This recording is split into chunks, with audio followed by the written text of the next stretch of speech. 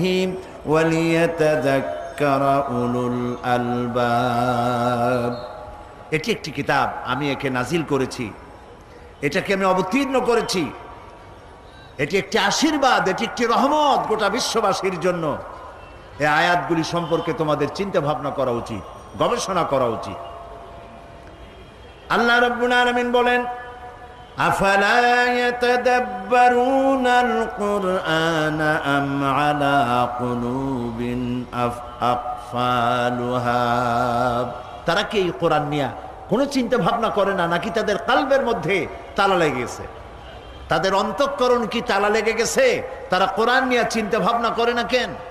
আল্লাহ তাআলা কোরআন নিয়ে গবেষণা করার জন্য বলেছেন, চিন্তা ভাবনা করো, গবেষণা করো, কি নিয়ামত আল্লাহ তাআলা তোমাদেরকে দান করেছেন। আমি শুরুতেই বলেছি, এ কোরআন নাজিল করেছেন যিনি, তিনি হচ্ছেন রহমান। নিজের এই নামটি তিনি ব্যবহার